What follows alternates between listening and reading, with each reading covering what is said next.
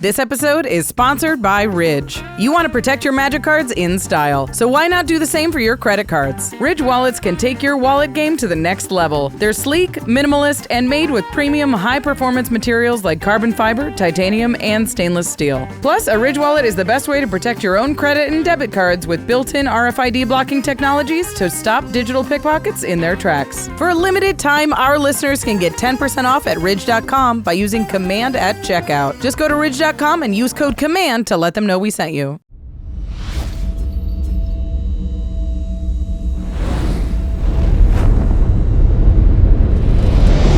Greetings, humans. You have entered the Command Zone, your destination for all aspects of Elder Dragon Highlander.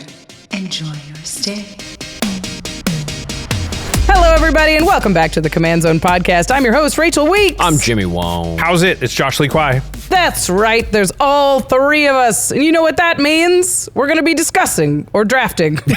And discussing. On today's episode, we will be drafting. And it's not like a Magic draft necessarily. We're going to be like fantasy drafting Magic cards. And today we're doing a very cool topic that was actually suggested in the comments of a previous draft episode. And it is drafting the game changers. Ooh la la. The only game changers that we will ever be able to play again, according to the rules. We're locking it in. Yeah.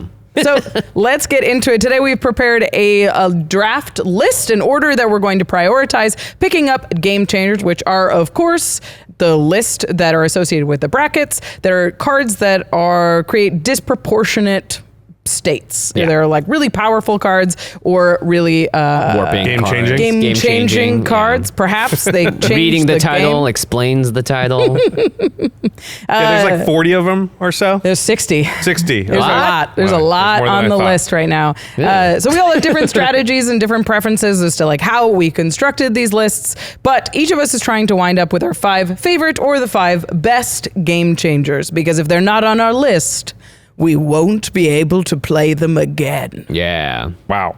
These are the only game changers we're going to be able to have for the rest of our Commander career. High stakes, I yeah. really Very only high play stakes. one of Very them high now that I stakes. look at this list. But yeah. Today we're going to be serpentine drafting. So the person who drafts first will also draft 6th. So it'll go 1, 2, 3, 3, 2, 1, and back. And we're going to draft 5 cards. Today's draft order is Josh going first, Woo. Jimmy going second, Okay. and I will be bringing up the rear. At least you get 2 in a row. That's really satisfying. It is. When It's you good. know you're not going to get picked. I don't mind being third. I'm Yeah. okay with that. Yeah, I think in general, whenever we do this, I'm not sure which position I want to be in. Although today, I actually do want to be in first. Yeah, Really? you got Oh, a the specific one in mind? There's only, think- I don't care that much about the game changers I found out. Yeah. But there's one I care about. Nice. So I'm going to get that one. I think I know what it is, I but think most people know what it is. Yeah. Well, I think we can all guess based on how many cards you sign at Magic. Yeah, exactly. You're not wrong. Pretty good. So, game changers dramatically warp Commander games. They allow specific players to run away with resources, shift games in ways that players don't like. They block people from play. There's all sorts of reasons why a card could be a game changer. You can check out that list. We'll leave a link in the comments that takes you to the brackets and all of that stuff. But before we start this draft, of course, you can pick up any of the game changers or any of the non-game changers and support the show by going to cardkingdom.com/command. Do it. Card Kingdom has a huge selection of singles and sealed product. For me, it's the best place I can buy an entire deck because they have such a great advanced deck builder that I can paste a list of cards all in there, hit go, and they'll tell you all the ones that are in stock, all the versions, all the printings, all the foilings, and the prices. So you can really customize what you want to build and play with. We all have different preferences for different printings, and it's nice to be on one page and put all of those into a card at the same time. It just absolutely halves the amount of time you spend looking for Magic cards. Convenience can't be beat. Plus, they're great and professional. They're going to get those cards to your doorstep safely. So support the show and buy some sweet cards over at cardkingdom.com/command. Keep those cards protected. at ultrapro.com/commands because they're game changers and you wouldn't want your game changed by having them dinged up. We were just at MagicCon Atlanta where we signed so many of the Mana 8 line because they have that beautiful white exterior, so it's really easy to see the Sharpies on it, and I saw some really impressive playmats. So if you want a beautiful playmat that both looks classy and is great for signing as well, the Mana 8 line is there. They're Apex sleeves, the best shuffle feel in the business, and you can have them in your own home game area by going to ultrapro.com/command and checking out all the many deals that are there. And the final way to support all of our content is directly if you go to patreon.com/commandzone. You can join our community. You can talk with Rachel, myself, Jimmy. We're on our Discord, interacting with our patrons every single day. You get access to game nights and extra turns a day earlier than the general public. It's also ad-free. At certain tiers, we also have exclusive content, which is a whole show called Turn Talk that we only release to our patrons. So if you want to support the content you enjoy, get some cool perks, patreon.com/commandzone. And we shout out one lucky patron every single episode. And this one is dedicated to Michael Flesh. Michael. You rock. All right, we are drafting game changers. And we're going to kick this off with pick number 1 from the Josh Lee Quiet Camp. Okay, What could it be? so I said earlier there's only one game changer that I really, when I made the list, was like, I really would like to be able to play this one. I play a smattering of game changers in decks, but I think this was the first draft we've done where I was like, I don't really know how to weight them in any sort of order. Yeah, same. I don't necessarily care that much about them individually. Like, you know, I play some once in a while, but if I don't, it's not that big of a deal. But there was one, I bet you're guessing it, that I was like, well, I do like that one, and I do want to be able to play that one. And it is Ristic Steady. Never heard of Oh, yeah. it. Is Yep. it good? I hear it's okay. I hear it's all right. It's Yep. meme worthy, that's for sure. I sign a lot of them at events. We made a joke at Atlanta that I should start numbering as I sign, just so I can. Because people ask how many of these have you signed, and I'm always like, I don't know. But if I numbered every single one, I would be able to keep track. But it's got to be upwards of 50. I think per hundreds event. at this point. Per event. Yeah. For sure. Yeah. It might be more than that per event. Devaluing Ristic studies around the world. I know. I used to feel worse. The prices come down a little bit. It's still high, but not what it used to be. Yeah. I mean, it goes without saying, Ristic Study is a card that is near and dear to my heart. I think people probably whine about it a little too much. But Just pay the one. But that's okay. Just, their tears give me their fuel. Just keep crying about it. I feel nothing but power when that happens. Do you pay the 1 for that tier? Yeah, exactly. Do you think there will ever be a world where everyone just knows to always pay the 1? No. No. Because if that world was going to exist, it would have by now. But if you think of Ristic Study, if the card just said... Force your opponents. It's a tax card. Yeah. Spells your opponent's cast cost 1 more to cast. In fact, there are cards like that people do not play. Yep. Yeah. And it would be strictly worse than Ristic Study. But you would think that's the worst Ristic Study could be. But it just so happens when you give people enough rope, they will hang themselves. That's how it goes. Yeah. Yeah. I live in a world where every time I play it, it just gets blown up these days. Yeah, Everyone's good. just like, oh, remove on site. It has the downside of being annoying because you keep reminding people Sure. that it's there being powerful. Yeah. And that is the only downside. Yeah. It's pretty good. Yeah, I will say, like, in our playgroup, it's probably worse than it is in most playgroups because most people do know to pay for it. Yeah, it is we'll also slow less down. annoying because most people know that it's there and factor it in. Yeah. And yet it's still good in our playgroup. Yep. So. Still powerful. Yep. All right, so that's my pick number 1. Jimmy, Good. with the second draft in the 2025 Game Changer draft, what do you select? Yeah, I didn't know how to order these either. I put my obvious favorite card just at the top. And then the rest of them, I was like, do I just do how powerful they are? And I think I had Ristic Study at like on my 15th on my list. But if it's like I can only play with these for the rest of the time, maybe I put it a little higher. I play it every chance I get. It's Ancient Tomb. Yeah. It's the best. I mean, life is a resource. It's pretty bad when you're at like 5 life. But in those early turns, if you get it before turn like 4 or 3 even, it creates 20 mana over the course of a game potentially. You know, it's just one of those cards that allows you to play a Signet so quickly and just get off to such a powerful start. I just love it. It's one of my pet cards as well. So if there is a game changer that's guaranteed to be in most of my decks, it's going to be an Ancient Tomb. Yeah. That was exactly, I was like, they're going first. I assume it's going to be Ristic Study, Ancient Tomb. So I didn't rank either of those super high on my list because I Nice. was like, well, they're not going to be get to available. me. Yeah. Like Ancient Tomb's on my list second, but I was like, Yeah. if it gets there. Yeah, I had it as number 6, but I knew I wasn't going to get it. Yeah. I also had Ristic Study pretty far down my list. It's not really a card. I play in a deck, I think. Yeah, I don't play it that often. Yeah. I recognize its power because when I do play It it, is, I'm like, yeah. whoa! Yeah. I almost decided not to pick it first just because I didn't think either of you would pick it highly. Yeah. But then the risk is just too high. Yeah, no. The You gotta. risk study. Yeah, I can see Jimmy just taking it just to thwart me. So, yeah, I would. That's something I would do. Well, as long as we're staying on brand, my first pick for the Game Changers draft is Teferi's Protection. Yeah. Teferi's mono white card, impossible. Teferi's Protection. I was just trying to think of I looked at all the Game Changers that I play the most and the ones that I like casting the most. Yeah. Because there's a lot of them that you're like, yeah, it's good, and I play it because it's good, but I'm not actually excited to cast it. Teferi's Protection is one of those really powerful spells that if you get to cast it, you probably win that game in a pretty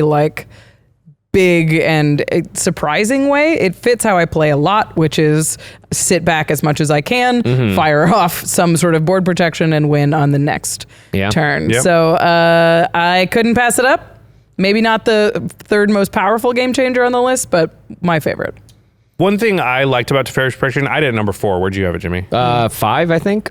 Yeah. And one thing I was thinking about, I was trying to get my head around how to rank these so that we could draft them, was when you look at the Game Changer list, Teferi's Protection stands out as pretty unique. There's not a bunch of cards on the Game Changer list that do what Teferi's Protection does, which I thought, I like Ancient Tomb. I had it high too, but there's a bunch of cards on the list that give you a lot of extra mana. Yeah, and Ristic Study, there's a bunch of cards that give you a bunch of extra cards. So I was tending towards, not to give away my strategy, cards that have a more unique effect among the Game Changer cards at the very least. And often if they're on the Game Changer and they have a unique effect, that's a unique kind of effect in Magic even. Even though Teferi's Protection, we have seen a lot of analogs in recent years. Yeah. Yeah. I will say this next pick is very difficult. This is where it gets really difficult. This is where it's I'm about to give up my whole list and just go a different direction as a result. I know. I was looking at the options, and they're in terms of ones that you are excited to pick, ones that you don't really want to pass on, or just the ones that I play the most was sort of the other way to think about it. Yeah. And I have a card. It sounds like you're making an audible. I'm waffling. I'm an audible waffling. for sure. I'm waffling. So currently my third is a card that I've never actually put in a commander deck. So you like it in theory? Doesn't feel like good value. Well, yeah. I mean, if you put the thing, you can only play with these cards, then my list drastically changes. I know. Well, hold on. It has there's a component. Is it? Yeah. Have you never put it in because it's really expensive? Because there are some Game Changers that are That's why. so much money that you just might not. You'll own never it. play I don't own it. Oh, well, Yeah. Okay. Well, it's not in my top 5 then. Because I know what cards fall into that category. Now I'm curious which one it is. Yeah. All right. So I don't think I'm going to pick it. I'm going to leave you all in suspense. And I'm going to pick one that I do play some amount of, and that is Fierce Guardianship. That's a good one. Fierce Guardianship, obviously not the only free counterspell on the list, but the best by far. Doesn't put you down 2 cards. It's easier to cast if you don't have your commander in play. Obviously, it only hits non-creature spells, but in the decks that really want a Fierce Guardianship, it's just sort of uncomparable in terms of its power level. So I've got it in Feldergriff because it has a Karuga companion. Oh, that's funny. Very powerful card. I remember when they printed it, Jimmy and I were like, what are they doing? What is this? Yeah. You look at the other ones, you're like, man, not as good as this one. Yeah, there is Force of Will also on the Game Changer list. There is, yes. Yeah, that's the only other comparable sort of card or in the same, I guess Deflecting Swamp maybe. Swat's comparable. Jimmy, where did you have Fierce Guardianship? It was a little bit for, I think 1, 2, 3, 4, it was 9 or 10 for me. Oh, very low. I did not have it in my top 15. Oh, Wow. Well, should have picked the expensive one. As the control player, it's weird, but I was like, I can counterspell stuff. And all the free spells are good, but you also just have regular counters. I got Swan Song and whatever. I'll be okay. Yeah. Can't play that in a Karuga companion. there you good go. point. Good point. Got to protect Feldergriff at all costs. Yeah, I guess if you're more willing to tap out, because Josh never taps out, so Fierce Guardianship There's does not go that down much of a difference. bit. I mean, listen, I understand Fierce Guardianship and Force of Will are very powerful. Yeah. I have cast a lot of those over my career. Yeah. Well, that They're is great. my selection. We are back to you, Jimmy, for your second pick. Yeah, I think we had the same potential second pick Probably. originally, and now I'm just looking at my list and going well, what do I just want to be able to play? I know. And it changes things quite a bit, but I think for this next one, I'm going to go with The One Ring. Ooh, that's a good one. Who knows? There's It's your the- card draw. That's- card. Yeah, there's my one. card draw card. It's indestructible. Every time I read the card, I forget that has that line of text on it on top of everything else. Of course, unless you throw it into a volcano. Yeah, or it gets exiled or whatever. But Got a there's protection component. protection component, which is just like, I love that kind of effect where it's like, haha, can't get me yet. So it's got the Teferi's Perfection bit to it. You know, it's like card draw and Teferi's Protection all built into one. So I think I'll take that for my second pick. No, that's a good one. Yeah, and it's That's a also, good again, one. colorless, just like Ancient Tomb. You can play in any deck. You can play Yeah, One you're Ring very in any versatile deck. as far as like we both took cards with color. Yeah. Where did you have the One Ring? I don't know if I have it in any commander decks right now. It was just kind of immediately too powerful for me to really Oh, yeah. consider. It might be in Rakdos, I think, but I don't play that much Rakdos, so it's kind of like already went into the bucket of cards that I'm like, I don't really put them in decks. It's kind of too powerful for what I'm doing. Yeah, you're not playing it because you don't have it or couldn't get it. You're Yeah. not playing it because you choose to. So why would you suddenly? So you didn't even have it on your top 15? Not on top. Well, it wasn't top 15. It was like to a 14th. 14th. Yeah. I had it as number 8 Wow. because I figured I was getting rid of 6 study number 1, and that's my card Yeah, draw. you don't have that's to your card draw. prioritize But it. One Ring is awesome, and it is. It's insane. It's also. awesome. I know it's a game changer, and some people don't like it, but it is kind of fun. I put it in decks where I can untap things. Oh, yeah. Oh, yeah. Gross. And I have a lot of the, like 3. And, That's odd. Yeah. And I think it's in two or three maybe, but like, yeah. So you can do things with it besides just like casting it does its thing. You can manipulate counters. You can like, Yeah. So it has some play to it, some trickiness to it, which I like. Yeah. Yeah. Yeah, good card. I get the next 2. You get You do. 2 in a row. This is crazy because I have 3 of my top 5 still available. Nice. Yeah, we didn't Like, make your choices Teferi's easier. Protection, I had number 4. Yeah. But my other ones are all still there. This is crazy. I'm definitely, for my next pick, taking Seedborn Muse. Seedborn Muse. That was really high on my list, Yeah. too. It's that philosophy of like, there really isn't another card on the Game Changers list that does what Seedborn Muse Yeah. does. And in Magic, it's a pretty rare effect. There is Wilderness Reclamation and a few other cards that, Not everything. yeah, that do an approximation of it, but they are a percentage of like half as good or not. I mean, Wilderness Reclamation is like a quarter as good maybe because it Yeah. only does it once and not on every player's turn, and it only does the lands. It's not everything. Anyway, I'm just talking about untapping things and how I like to do that, and I have three decks that do that. That's the main thing. Well, Seedborn Muse, and it's a card that I play in, I think, exactly 3 decks right now. I don't think I have Seedborn Muse in any decks right now. I've had it in decks in the past. It's been in Feldergriff. It was in my Atla Palani list for a little while. And I don't play a ton of flashy decks, I guess, right now. I don't know. It's interesting. I don't know why it's in none. But yeah, mine was way down the list. Where you had Seedborn Muse? I had it at 4 because I do in the decks I do play it in. It, my goodness, Yeah. it's so satisfying. It is. I feel like your play style though is, I mean, I generally just tap out and just be like, go for it. But in the decks where I do want to untap and all that, it's great, right? You need to be using the mana every turn cycle if you really want to be playing Seedborn Muse. Otherwise, you just put pain and unnecessary target on your back. Right. So I feel like you don't have as many decks that do that specifically. You know what? I think I gravitate toward spell game changers. I know I've taken 2 of them because I'm leery of cards that sit on the battlefield and be terrifying. Yeah, for sure. I think my play style is like, I would never put a Smothering Tithe into play because I know what happens when you put a Smothering Tithe into play. yeah, you win the game. Yeah. No, everybody kills you, Jimmy. Not before you have 1 billion mana to win the game with. Yeah. Yeah, I'm way more of I'll sit tight and then sequence all right, 1-2 punch, which is like, I dare you. Yeah. I wouldn't put this out until I'm ready to take on all 3 Right. of you. And Yeah. so it's Yeah, like, yeah. boom, boom, go untap, good luck. Yeah. If you can get through all this, that's great, but it's going to be hard because I definitely wouldn't put it out unless I could back it up. True. Absolutely. Good point. Yeah. I can never back it up. Yeah. I can't. You can. I can't. Yeah. You just do have a natural aversion to ever having glance at you for Yeah. any reason. That's true. Yeah, even I like when you're to ready sit. for it. Yeah, even when you're ready for it, you're like, I'm still going to make them think that I'm not ready for it. I'm Yeah. a baby. That's why I like Ancient Tomb, because you play it and everyone goes, and then afterwards they're like, no one thinks about it. Yeah, Ancient Tomb does kind of fly under the radar, like definitely way does. more than a Mana Vault that is like worse, arguably. Yeah, it doesn't feel as bad to your opponents. Yeah, Yeah. It's interesting. quick too. It's just like do it, cast the thing, take the 2. And they're like, oh, okay. There's a downside, and the last thing that happens is the downside. So Yeah. that kind of sticks out a little more. It's that primacy recency thing. Yeah, Yeah. interesting. Yeah, interesting. All right, so that was my 2nd pick, the 6th pick overall, and I also get the 7th pick overall. That is true. But before you get to that, we got to hear a couple words from our sponsors. We'll be right back. Cowabunga gamers of the coast, it's me, Plague, Lord of the Beach. Now, there are two things that make this squishy little guy tick. Having lots of cards and lots of toughness. That's why my favorite piece of new tech is my Righteous Ridge wallet. It holds up to 12 cards plus cash, and these things are made of the toughest stuff around. Aluminum, carbon fiber, even titanium. My old wallet was so crusty it had barnacles on it. But this new one is totally fresh in a sleek speedway blue. And they've got a ton more cool colors and styles to surf through.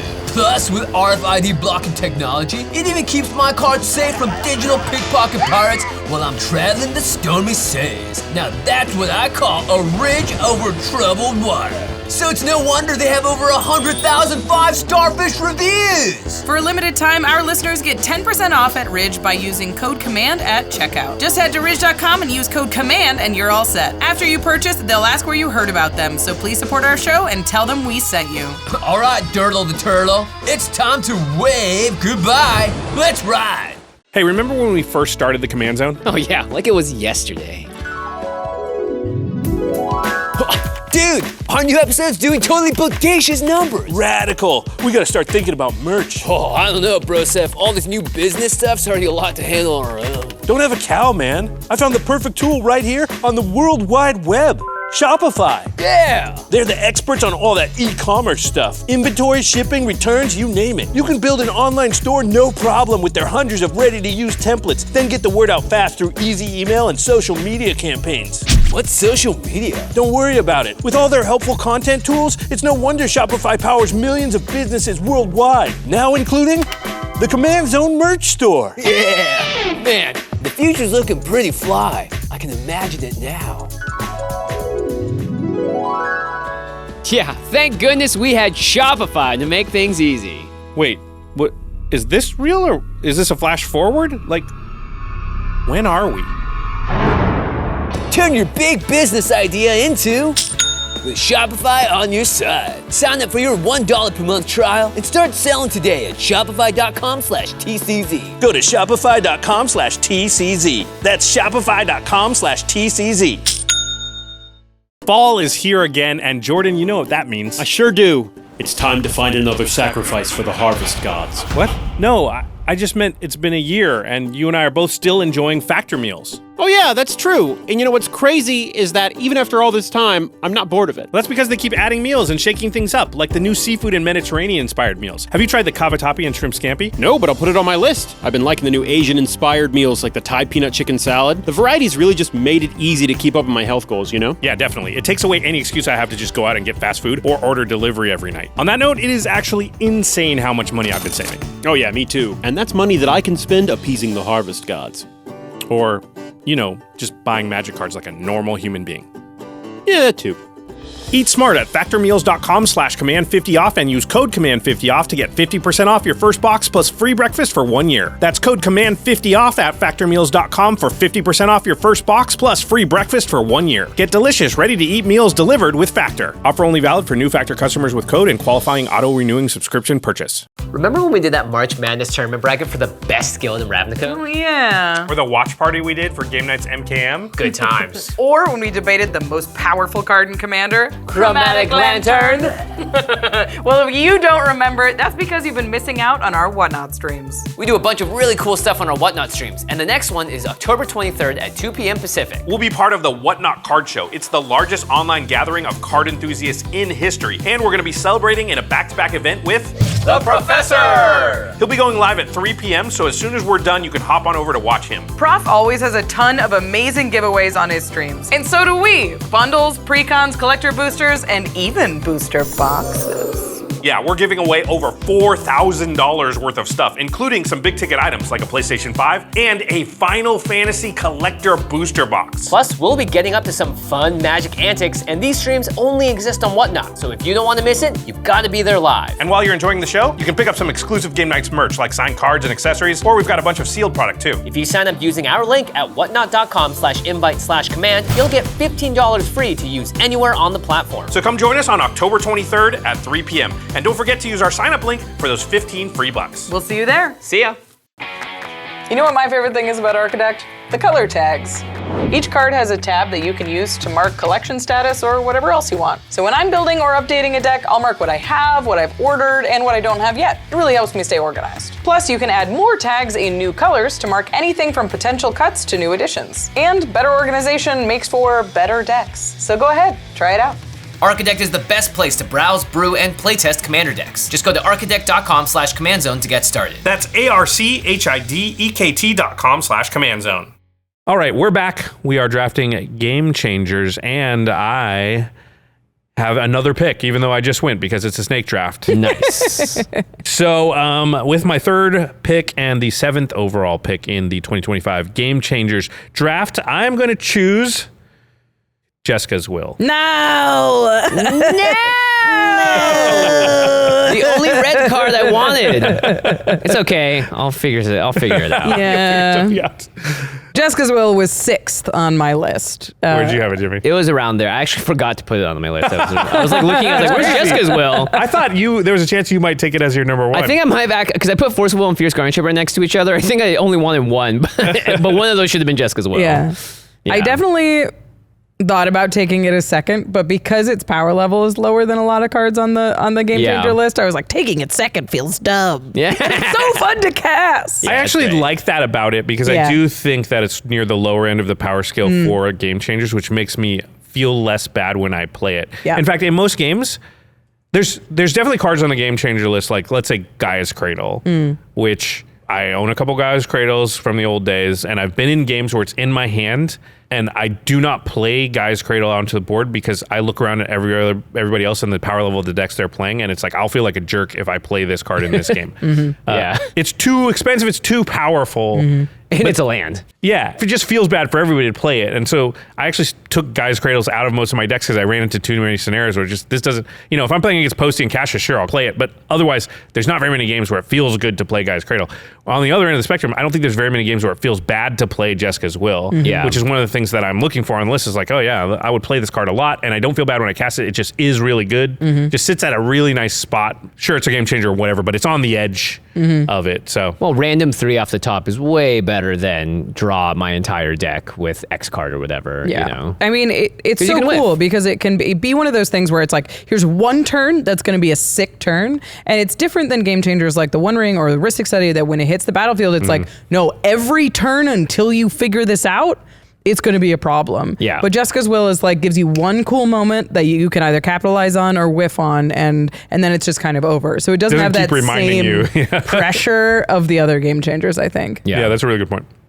All right, that was my pick number 3. All right, back to you, Jimmy. All right, I'm going to take Jessica's Will. No, 8 overall. Yeah, man, it's okay. I got the One Ring. So let's see here. For number 3, I'm going to go with an oldie but a goodie. It's going to be Cyclonic Rift. Yeah, that was my other one. Yeah, that's a good one. Between. It's a good one. And when you look at the list, nothing's it's the only like board it. wipe.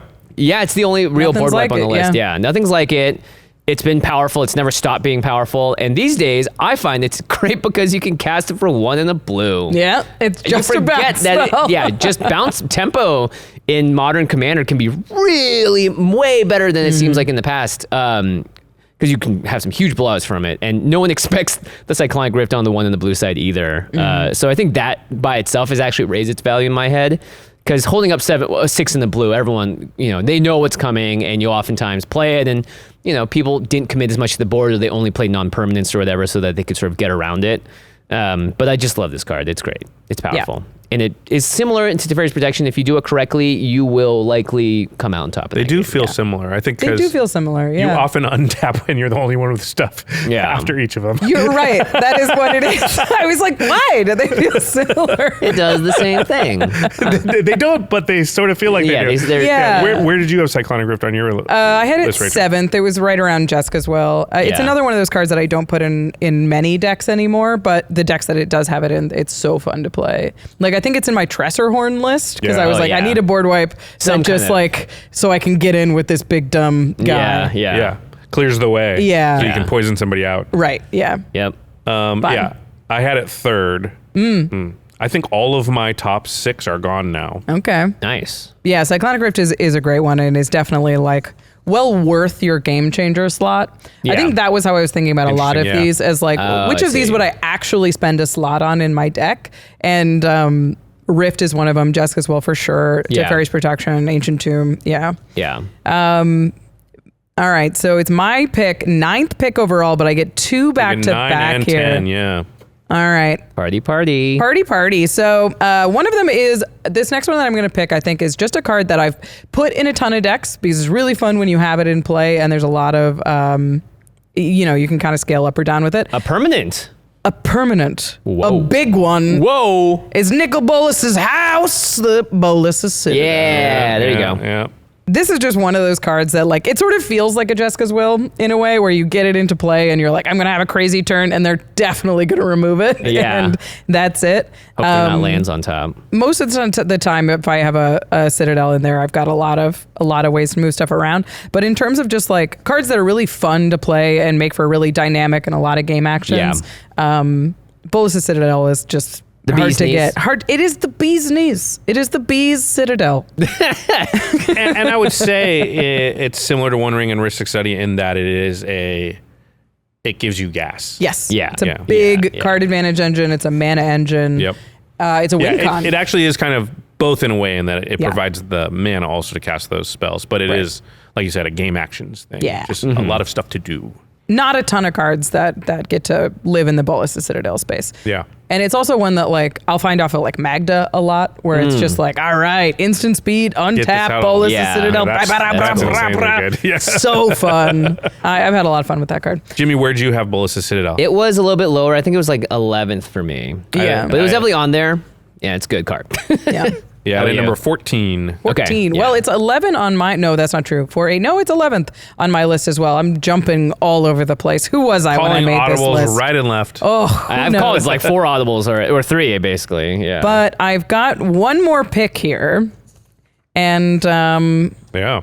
The world's your oyster. the world's my oyster. I've already alluded to it. It was my number 3 on the list. Someday I'll own one. It's Guy's Cradle. Okay, it's gone. There it It is. was actually number 2 on my list. but Wow. I was because I was thinking cards you play in most decks that can play it, right? Yeah, I've never played a Guy's Cradle in Commander. I've played a lot of it in like Cube, and a little bit against it in Canlander, that kind of thing. But in terms of Commander, I also have found that like I've invested in a lot of expensive cards. I have duels and I have a couple of other like big pricey cards. But Guy's Cradle is not one that I've ever bought because of that problem where you're like, I don't know if I have a deck that I play enough that would warrant the price tag. Yeah. And that I would feel good having it in the deck. It'll make you play that deck a little less is what'll happen. That's what happens. Yeah. And that also happens to me for a lot of game changers. I feel like the more game changers I put in a deck, the less I play it just Yeah. because I The don't have situations where it's appropriate are lesser. Are rare, yeah. Yeah. So I find that like when I buy a game changer, when I put it in a deck list, it goes in a specific kind of deck, and I don't really have a green one that lives in that zone. So, but someday, Guy's Cradle is an unbelievable Magic card to have on the battlefield. It's so fun. It's so dominant. You get to like snowball in a way that's really fun to play. Plus, it's difficult to interact with because it's a land. Yeah.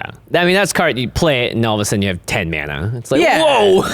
It's hard to argue. It's hard to be like, here's why Guy's Cradle is fun because it's really obvious. Yeah. Yeah, it's one of the most powerful cards on the entire list and probably in the conversation for most powerful card on the entire list. And I think it's like when I talked about Jessica's Will being the closest to being the end of the game changer list, like it's the closest to being not a game changer. Yeah. Deflecting SWAT's down there. I think Guy's Cradle's on the other end where it's with Ristic Study as the closest to being banned. Yeah. Probably Cyclonic is also on that list. But Yeah. it's just undoubtedly when you play it, it will have a huge effect on the game and the decks where it's good in, it's insane. Yeah, I mean, like Tolarian Academy is banned Yep. for good reason. Yep. It is. And they're not that different, those But two. like it's the line between them is very thin, and when it's on the battlefield across from you, you're like, well, there's no way I can compete with the amount of resources that are being generated. Yeah, it's pretty That's good. why you got to play Strip Mine in all your decks. Yeah. Or just Ghost Quarter. Yeah. Ghost Quarter. Ghost Quarter helps. Yeah. Land removal. Okay, back to me. Yeah, Back to it's you. you. Man almighty. So this this is the 11th pick. It's my 4th card as well. Yeah, no, this Yes. is the... Yeah. Now I'm just Both are going good. for, I think, No, diversity you're right. of what I can do with these cards. I already have my card draw effect, so I won't take this other one that I had really high on the list. I'm going to go with Mystical Tutor. Oh. Yeah. I don't wow. really, I used to play a lot more of Demonic Tutor, but I found that kind of was just a little boring. It's any card in the deck. And I like Mystical Tutor because in blue, one, it's instant, it's really cheap. And in blue, you can very easily draw the card right then and there and use it. And I like being able to chain stuff together like that. So for me, I think this is my favorite of the tutors. I actually had Vampiric higher because it's more powerful, I think, obviously. But I find myself more likely to play Mystical Tutor. And then blue decks, I think it's just great. You know, I love being able to search. I like that it's not any card. I like that I have to find an instant or sorcery. Oftentimes it is like Jessica's Will, but I just like this tutor, I think, the most. So I'm going to choose this one. I like narrower tutors like that. Like, I think it's really fun. I cast Enlightened Tutor a lot. Yeah, for sure. Because it's cool to build a little package around a tutor where you're like, oh, if I have a Mystical Tutor, I want it to be able to find a draw spell or a removal spell or a board wipe or all that stuff. And I think that's a really cool, not deck restriction, but a deck like checkbox, I guess. Yeah, exactly. Having a little bit of extra difficulty and extra challenge on your tutors is really fun. But obviously a very powerful card. Not one that was on my list. Whoa. Yeah, I didn't have it on my top 15. I put all the tutors sort of off the side because I don't tend to like tutoring very much. I will say that I think Mystical Tutor is in many ways more powerful than the other tutors because blue can recur it so easily. Right. And so you can often, and blue is about instants and sorceries, so the fact that it's narrow isn't actually true because blue rarely wants to go get a creature. You know, you'd like to get an artifact or something, but just the ability to like cast it 3 or 4 times in a game sometimes with Archaeomancers and things like that is so powerful. And blue is a versatility color where it's like, keep my mana open and then we'll see what happens. And Mystical Tutor says, I'll go find the answer for what happens. Or even if I want to be proactive, I'll go find that. If I was going to play a tutor, it would be a Mystical Tutor. Yeah. Yeah, Snapcaster. Ooh, real nice. Also, it's in blue. Yeah, of course. Yeah. There you go. Big surprise. All right, do we have 2 Josh picks in a row here? 2 Josh picks. So your 4th pick and the 5th to round it out. Okay. Boy. There's a couple big ones that have not been taken yet. That I would think are, for me, the most notable that's still floating around is kind of Mana Vault, and it's not high on my list either. Yeah, I'm surprised it's not high on my list because I used to play a lot of that card. Yeah. Yeah, Mana Vault and Grim Monolith are on my list, but pretty low down. Yeah. And I think it's because there's a lot of analogs to those 2 cards. Like, Yeah. they're very good at what they do and maybe a little more efficient than other options, but the other options are pretty close. And a lot of the other options in some cases are better. Yeah. So I think that's probably why all of us are feeling like we just don't need to use a pick very high on them. Yeah. Sure. So I'm And we definitely don't play competitively as much, which is I think it's much more. Oh, for of a sure. I think if we were CEDH CEDH players, this list would be way different. and in different orders. I'd rather have Mana Geyser than Mana Vault. Because Yeah. I want to have a turn where I spend 20 mana instead of 1 turn. You don't want to spend 3 on and then turn. literally never untap it for the rest of the game, right? Yeah. Yeah, I will say that I like untapping decks, and Mana Vault is very good in untapping decks. Grim Monolith also good, but a little less good there. I'm going to go with Smothering Tithe. Yeah. Yeah. That's a good one. And I think I'm going with Smothering Tithe because it's in white, and I want to be able to build some white decks sometimes that are, you know, white's trying to do weird stuff sometimes, and you need game changers to kind of keep up sometimes. So I can see myself. I think I have Smothering Tithe in like a single deck right now, but I can see in the future building a deck, and sometimes you need some extra powerful cards to prop up your crappy strategy. Yeah, exactly. Yeah, and so I would like to have access to it for that reason, not for like a wheels deck or something like that, because I think that generally tends to stray into the realm where I don't play that often. But it's nice to have access to it in case I want to build a 4 or something at some point. Yeah. Smothering Tithe wasn't on my list, which is weird. It could have been an oversight. It's also just not a card I put into a ton of decks. I put it in and taken it out of at least 4 decks. Yeah. And I don't think it currently lives in any deck. I think I would only put it in an artifact strategy or one that has like a specific synergy with it and not a wheel one, because I don't tend to build wheel decks anyway, but and I just don't really build those kind of decks. So I don't know. I was looking through my list expecting to see it, and it's not here. It's not on my list either. Neither of you have it on your list. No. Yeah, that's pretty surprising. I think it's just, I just don't like, when I play it, I'm like, ugh, I'm sorry. And if I'm apologizing for a card I'm playing, I don't know if I want to be the only card that can play from this list later on in life. Yeah, I feel that. It definitely sits in that spot where, Yeah. Why does Smothering Tithe feel worse to have in play than Rhystic Study?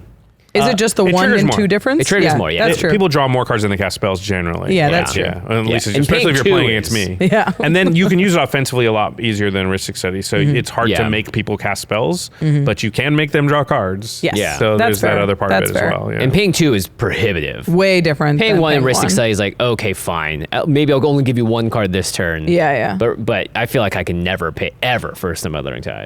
Like to me- Smothering Tide shuts down more cards in my hand, I think is the thing. Like where I'm looking at a draw spell where I'm like, this gives you 5 mana if I cast this. yeah. And I'd like maybe that is a big difference. For sure. Yeah, Ristic Study you can play around more than Smothering Tide. Smothering true. Tide's like, sorry, your strategy will, because we say how important it is to draw cards in the game. So Yeah. Smothering Tide's just like, great, I love that.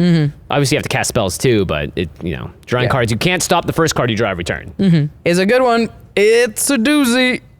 Okay. We got one more pick. And it's my last pick of the whole draft, huh? It is. Are you gonna go for a crazy pet pick here, or do you have something else? I think I've got a pick that is like Jessica's will, where I think it's near the bottom end of the game changers, and the reason I'm going to pick it is because I feel more comfortable playing it. Yeah. And it is Field of the Dead. Yeah, that was my next one. Nice. Yeah. It's a good one. And along the lines of what Jimmy was talking about, it's colorless, goes in any deck. It doesn't need a particular strategy. Yeah, I just think that Field of the Dead is, nice to have in a lot of different strategies, and power level wise is just fine. I wouldn't put it on the game changer list at all, honestly, and I wouldn't put Justice Will there either, which is funny. Then I picked 2 of those cards in this draft we're doing. Yeah. But yeah, I think we've established that we're not going after what we think is the most powerful. It's what we would like to be able to play with. Yeah. And yeah, I feel that in a decent amount of decks, and a lot of them are like, it's really there to make 3 or 4 zombies total. I don't even know if I have a deck where it's really there to make 10 plus. You play many landfall decks? I have 1, and it's in that deck, and that's the only deck where okay, Field of the Dead is a legitimate could make 20 zombies. It's a win con in the deck, but most of the decks, it's like, I want this because incidentally, while I'm doing my main plan, it will just create 3 or 4 blockers in the course of the game, and it costs me no mana and just as a thing, and it's not going to win the game. It's just going to keep, it's just going to help me stay alive. I'm not going to kill anybody with the zombies, but it'll be harder to attack me, and I'm always worried about getting attacked because I'm always doing some crap that doesn't put creatures on the board. You got Smothering Tide. Yeah, exactly. Yeah, because people are often like, I don't have enchantment removal, but I'll just have to go for player removal. Right. Yeah. So. Yeah. Field is a great answer. That was my 8th overall, and I just sort of jumped around it a few times. You were gambling with the fact that we might not take it high, and I think you were right, but just off by that much. Just so close. Yeah. Going third, Yep. costs you a lot of wins. But Field's great. I mean, it's like, I think I have it in 2 decks. One of them is Sidisi that makes zombies, and one of them is Tressorhorn, which needs bodies to sacrifice. Yep. Yeah. And in that deck, it makes maybe 2, maybe 3 zombies. Most of them I kill on my own. Yeah, and you're happy with that, right? Yeah, From your and that's land. fine. Yeah, I like Field. I agree. It's a bit underpowered for the game changer list, in my opinion. Where did you have it, Jimmy? Not on my list. Didn't have it. Wow. Yeah, well, I had another crazy land, and I was like, wait, I don't own this, nor will I ever pay for it, so I don't know why it's on here. But that's my own. Yeah. Yeah, it's one that it's like, it's insane. Yeah. And I've only ever seen it played like twice in is my it Tabernacle? life. Mishra's Workshop. Oh, Mishra's Workshop. But now I was thinking about it, it's just like, I don't own one. I ain't gonna get one. Yeah. But it's on my list because I was like, this card's insane. It is. It's awesome. But that's not my next pick. Is it your 5th pick? Is Tabernacle of Pendrell Vale? That's a Jimmy card. Yeah, That's the least Jimmy card on the entire list. not. Yeah, that is certainly That is- not. It's a Josh card, but I don't own one. It's very expensive. Tabernacle versus Field of the Dead. Yeah, right. Tabernacle wins that one. Tabernacle wins. I'm pretty sure no one's picked this one. It's tough because I was thinking I really wanted to take Necropotence next. Yeah. But I'm That's a good one. not gonna because I have the One Ring. Yeah. But it was really high on my list, but I think I kind of had it there just as the card draw. So I am going to take 1 red card because no one's taking Deflecting Swat yet, right? No, it's No. yours. Okay, that's mine. Take It's it. yours. I want it. Deflecting Swat is great. I always want to include at least one of these types of effects in my deck, and if I had to only be able to include one, Deflecting Swat would 100% be it. Because you're not really like the other misdirection type cards are like, you're like, this is great, but there's so many times where you're looking at it, you're like, this is never going to do anything. Too narrow. Too narrow, yeah. But Deflecting Yeah. Swat just is amazing. It's won me so many games. It's been super clutch in tons of moments. And I really like playing it too. Yeah. Just it's a very exciting, fun card to play for me. Oh, yeah. I saw a Bajuka Bog deflecting swatted. It was like, incredible. That's awesome. Yeah, that's right. And I think you can even Deflecting Swat like a Planeswalker activation, Oh, yeah. right? As long as it targets. Yeah. Yeah, I would put Spell or it near ability. Jessica's Will as far as a card that you don't feel bashful about playing. Yeah. either. Yeah. It doesn't feel too Yeah. powerful for almost any pod, really. Maybe if you're in a pod of ones, but besides that, yeah. I would also argue that Deflecting SWAT is a net positive for the format. I think Deflecting SWAT is more helpful for more expensive commanders than something like a Jeweled Lotus. Yeah. Where free protection means you can cast your like 5 or 6 mana commander and you can have something.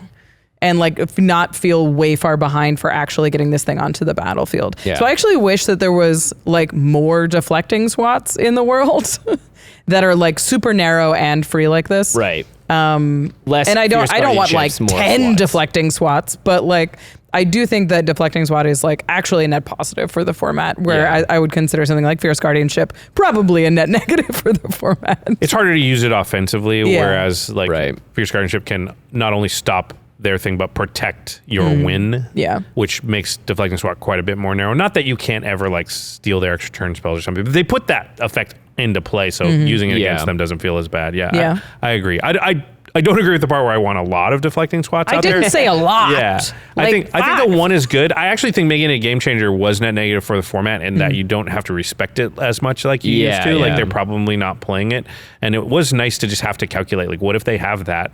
Put players a little off balance, and because it's in red, I liked that specifically. Like I think it was in another color. It's nice too because you can use it to mess up other people's stuff that isn't coming at yours, which is great. And you red, can interject yourself into a moment. yeah, exactly. And red being able to do that in that way is pretty unique, which I think is cool. Well, that was my other one that I was going to do. aha, gotcha. So I had Deflecting SWAT actually 5th, and I kind of Oh, wow. I didn't take it because I took Fierce, Okay, yeah. but the fact that it's red is a big difference. Where did you have it, Josh? I had it 10th, Yeah.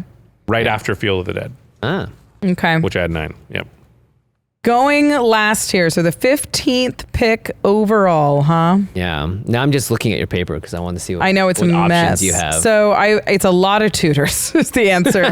It's mostly tutors and a mana vault and a big dumb blue spell that shouldn't be a game changer, really. it should not be. Or Yeah. Sway the No, Stars. Consecrated Sphinx. Sway of the Oh, Stars. Sphinx. Yeah, I Sphinx. love Sway the Stars. That's That's how you cap this one off. Yeah. I forgot Sphinx was even a game changer. It should not be. I disagree with that as a game changer for sure. You know what? It's not on my list, but I've decided right now that I want to take it. It is? Urza, Lord High Artificer. Oh, interesting. None of us took a commander until just No. now. I forgot there were commanders on there. Urza's powerful. Urza's sick. If you've had that card in play, it just feels insane. It's fun to put in the 99. I've never put it in the command zone, obviously, but not obviously. You could. But the fact that it's so explosive and it gives you a threat, it gives you card draw, it gives you mana. Does and everything. it's insane. Yeah. If you blink it, it gives you more threats. Urza's the kind of card that I actually feel okay putting in the 99. Yeah. And I've run it in a couple of different like sort of token tchotchke style decks.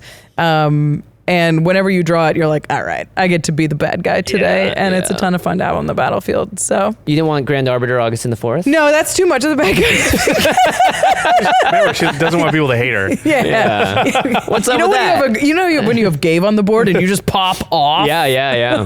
There you go. That's so funny. Yeah, Urza's sweet. Great cube card. Great cube card. It's just a really fun one. Oh man, we did a Commander Masters draft recently, and I had the most cracked Urza deck because in You Commander. had Urza and Commander Masters. Gross. So what? Gross, Because in yeah. Commander Masters, you can pair any monocolored commander with another. So I had a partner Urza with Valdok, I think. What's the Valduk, yeah. Valduk, yeah. the black that makes one, right? 3 And then ones. the red guy, yeah. Yeah, and then I just drafted every equipment. Because they tap for mana when Urza's out. Yeah, that's insane. So all you do is Yep. cast all the equipment, cast Urza, tap all the equipment to attach them to Valduk, and then you make like A billion. It was incredible. Yeah, it was that's incredible. great. Yeah. I was we played in the pod afterwards, and I felt as if I had brought a CEDH deck to a 3 bracket. Like I was feeling bad while playing it, and I had to keep saying, "You drafted This is, you don't have to feel Yeah. bad. There's no rule zero Yeah. conversation. It's Fine. You're doing your best. But no, my brain kept being like, you're a jerk. Yeah. This deck is way too powerful for this You have a pod. game changer. That's true. Drafted a game changer. That's why you should feel bad. Hers is incredible. What a card. Like, it just does everything. And then when you're like, I have nothing else to do, fine, activate. I'm like, Fine. what? Yeah. I'll pay go 5 mana and cast a spell for free. Yeah. Crazy. Card is crazy. That card is crazy. I had a buddy who made an Urza equipment deck, and he was like, "It's Urza Voltron. It's fun, Urza. yeah, It's fun. It's fun." And It's a it, back at 3 Urza. yeah, I make twice as much mana as you do, and kick your butt. And I make a creature that attaches all the equipment Yeah, to it. it's incredible. Yeah, then they don't even want to kill it, by the way, in Yeah. the thing, because you're like, okay, Blow all my mana. all my mana, recast it, make Recast it, another yeah. construct. They're like, crap. pretty It's good. so aggravating to play against. Brutal. Oh man! All right, so that is the end of the draft. We've drafted 15 cards. Before we move on, I want to go through each of the cards that all of us have taken, just to show your final pool. Josh, you drafted first. Tell us the 5 cards that you wound up with. Okay, I want to say I got all 5 were in my top 9 picks. Nice. So I feel like I did pretty good here. My first pick was Ristic Study. My second pick was Seedborn Muse. My third pick was Jessica's Will. My fourth pick was Smothering Tithe. And my fifth pick was Field of the Dead. Very good. All right, good. Jimmy, you drafted second. Tell us your 5. I went with Ancient Tomb as number 1, the One Ring as my second pick, Cyclonic Rift, I believe, was my third, Yep. then Mystical Tutor, and rounding it off with a Deflecting Swat. Solid. And from my top 5, the only card I didn't draft was Necropones. Wow, you got 4 of your top 5? No. I got 2 of my top 5. Oh, I was like, holy crap. Yeah. It's like, I feel good. I got 3 of my top 5. No. I mean, after I wrote down my first top 3, I was like, I don't know, it's all the same. So I just kind of threw it all in there. You two are much more like, We in jumped the all over. moment, I'll do it. And I'm like, okay, I just literally was like, what's the next available one that I decided last night? That one, panicked. done.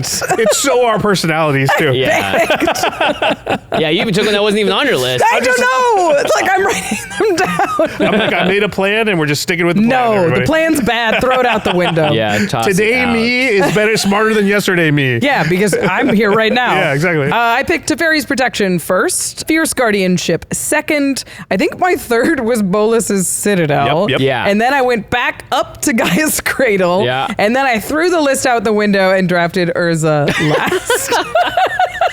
Because she's like, how can I play a commander without a commander? I was looking at all these tutors and was like, I don't want any of these. Yeah. It was interesting because there are a number of commanders on the list and we never even talked about them at all until the very end when you're like, swoop in. And, I know. Yeah. Well, I have one big one on my honorable mention list, and we are going to get to our honorable mentions. So if you liked this episode, stick around. But before we get to that, if you want to pick up any of the cards that we talked about in today's episode, you can support the show and get some sweet cards all in one place by going to cardkingdom.com/command. Card Kingdom's the best. They've got a ton of cards all in one spot. It's my favorite place to go to once a set comes out, when I'm like, I need 4 of these and 3 of those and 2 of those, and I'm going to try this one and I need a big foil of that one, because they have a ton of cards in one spot. It shows up on your doorstep in one package. I wish everybody's deck buying experience was the same as card games. It's awesome. They've solved it. Yeah. Yeah, it you is- don't spend all day You don't have a shopping billion at cards. tabs. You don't have to like open. make notes on a piece of paper while you're doing Yeah, it. Yeah. It's so good. Yeah.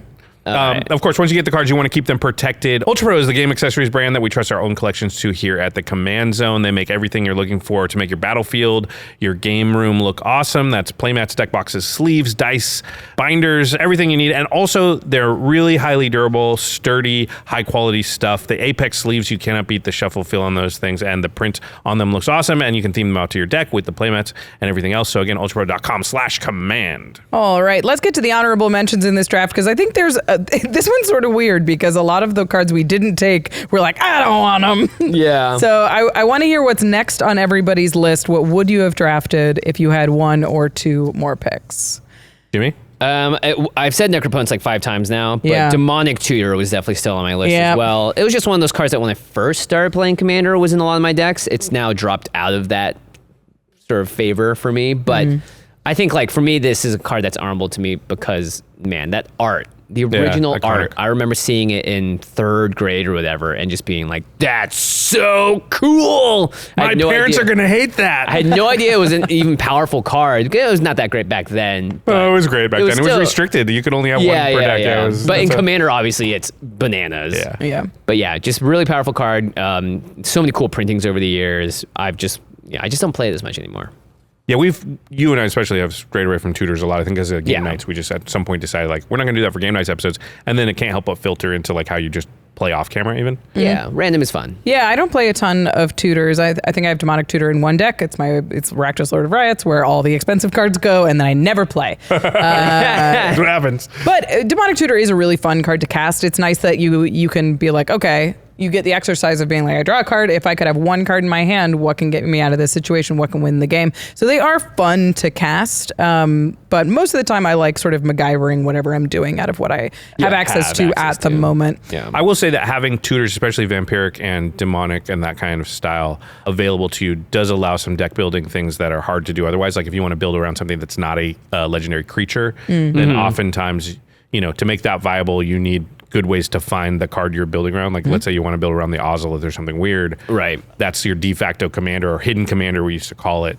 So it is nice to have those in your repertoire to be able to build decks like that. Yeah, absolutely. What was on your honorable mentions there, Rachel? The big one is one of my favorite commanders that I played for years. I played it in Dual Commander, then I played it in CDH, and now I have it it's in the 99 of a deck. It's Winota, Joiner of Forces. Winota. When Winota came out, it was like when I first started playing some competitive Magic, and I started I was like, this card is unbeatable. And I won a couple of Dual Commander tournaments with it, and now she's banned. But that card still has like a really soft space in my heart. And I put it in the 99 of Dihada. It's not like great, but it means I still get to play it and use the cool altar that I have. And so I like that one a lot. Yeah, that card is cracked. It's very, very cracked. Yeah. It's one of those ones that snuck up on us a little, I think, or at least, when we first saw it, we didn't quite pinpoint how good it was going to be. Then you see it in action a couple of times, like, holy crap. Holy crap. Yeah, that card's legit. I have a very specific moment at when I was playing Dual Commander, I had a red Torbrand list, and I was like, I think I want to change it to this card.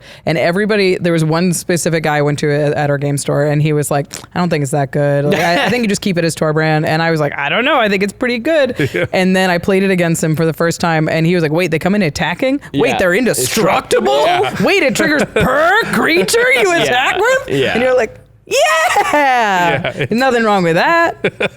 So yeah, I think DJ I like has Winota a CDH deck with it as well, right? Yeah, I had a CDH deck with it for a long time too, and I just don't play that much CDH, so I took it apart. My next one was Mana Vault. Yeah, We danced around it for a little did. while. Yeah. And it's good if you can untap it. It's a good one. Mm-hmm. I have 3 of those decks. I mean, even just playing it once and then dropping a 6-drop or whatever is pretty sweet. Yeah, I don't know. I would never put it in a deck where that's the case. Like, I have to have probably 4 or 5 ways within the deck that I could untap it. But like Shurikai and things like that, my Tim deck has those have 10 plus ways to untap things. So then it just is kind of like broken. It's like a Gilded Lotus that costs 1. Gross. Yeah. Throw on Dynamo, I suppose. It's better. Dark That's Ritual? better. Yeah. Throw on Dynamo that Repeatable costs time. 1. If you can untap it, yeah. Right. I wanted to mention one more before we go, because I think I haven't gotten used to this card being unbanned, but I do really want to cast it. It's Gifts Ungiven. Oh, yeah. I think is a really neat card. If you play it in a non-combo style of list, you can put together some weird packages. I've been wanting to put it into Octavia because it just entombs some instants and sorceries, which can be cool and is a neat puzzle in the moment if you're not using it to win the game on the spot. But I think I am still leery of it being the kind of card that if it resolves, the game is over. So Gifts is one that I would like to try. Yeah, I mean, it's a tutor. Yeah, so yeah. I had it listed under the tutors, and it's a obviously a really good one. Yeah. Too much brain but you don't power. have to. Yeah, you don't have to play it like that though. Yeah. Yeah. The classic way to play it is you pick 4 cards and they can't. Doesn't matter what It they doesn't choose. really matter because the other ones Right. get whatever the one is, the other ones get it back from the graveyard or whatever. Yeah. Or they all kind of do the same thing. But you don't have to play that way. You can just sort of play it for quote unquote value. Like I'm just going to get 4 cards and I'm happy with any of them, but they don't all do the same thing or get them back. Yeah. Yeah. I've yet to see people really do that, but Yep. I think it'd be fine. And I think if you did that, you'd be fine with it, Rachel, because there wouldn't be the reverberations of hey, it's kind of like Jessica's Will, and it's Right. one powerful thing that happened, but it won't feel like it keeps lingering over the game Right. in Yeah. a way that puts the target on your back. Yeah. I thought you were going to it's fine. mention the big boy, Consecrated Big boy. Sphinx. Yeah, Consecrated Sphinx just shouldn't be a game changer. Yeah. No, I like It's a big dumb Consecrated blue thing, yeah. I like Consecrated Sphinx a lot. I think it's the kind of like, if you have a 6 mana permanent in blue in play, it should feel like Consecrated Sphinx. It should feel really powerful and really like Hullbreaker horror. like like, oh, you have infinite power. And it doesn't feel to me like it quite earns the spot as some of these other ones. And I think that's why I just didn't. It feels like Okay. a very un-Rachel card to me because Oh, it's so fun. Yeah, but what I mean is like for sure it puts a target Oh, on your yeah, back. yeah. And it's Oh, so yeah, sure. obvious because you have to keep Yeah. reminding people what it's doing. I draw 2. Yeah, exactly. draw 2. Okay, draw two more. Yeah. I think it's in one of my decks. Yeah. And it's just like. definitely going to draw the eye of the table, Yeah. which you don't generally like. No. Yeah. Yeah. But But when you do it, I don't always draw the eye of the table. But Yeah. when I do, I prefer it to be Consecrated Sphinx. That does it, yeah. It's also in Feldergriff. That deck's busted. Jimmy, any other notables? I was going to add probably, well, I already mentioned Mishra's Workshop, but Yeah. that card's just, I think I've only seen like Posty play. It's so awesome. expensive. Yeah, it's great so though. expensive. yeah. But there are so many decks where if you draw that, it's like, woof, game over. Because it's 3 mana every turn you use it or Yeah. every time you untap it. It's so. also an intense build around. Oh, yeah. It It's- does require a lot of effort to make that card good. Yeah. Yeah, but there are a lot of decks that are Oh, yeah. that fit the bill. Like it's Yeah, not totally. super. I mean, it's narrow, but not in the way of like you know when it's good and when it's good is insane, and you just wouldn't put it in any of the other deck. Yeah. Right, yeah. Yeah. I mean, most people have a couple of artifact decks if they have a lot of decks, right? Yeah. Yeah. I guess these days though there can be artifact decks that don't cast artifacts. They make treasures and stuff, and then they don't go in that. Yeah. Yeah, I don't have any artifact decks or any like cast a bunch of artifact decks. Oh, really? Yeah. I don't know. I think I have 3 of those. Yeah. Got Brea. Something in that one. Brea? Yeah. Oh, Yeah. won't help you cast Brea. Yeah, I won't help you casting Brea. So. All right, that is our episode. We have drafted the game changers. Hope you enjoyed this episode. We let our patrons vote on what we draft in these episodes, except this one because we like this suggestion. But if you join our Patreon, you can vote too. But thank you for listening, and thank you to our amazing team here at the Command Zone that makes this episode and episodes like it possible. Thank you to Sebastian Salazar, Karina Cruz, Gaurav Galati, Jamie Block, Jordan Pridgeon, Jake Boss, Becky Bell, Rachel Kendra, Eric Lem, Manson Lung, Josh Murphy, Evan Limburger, and Sam Waldo. Woohoo! Thanks for watching, everybody. See you next time. Bye. Bye-bye. Peace.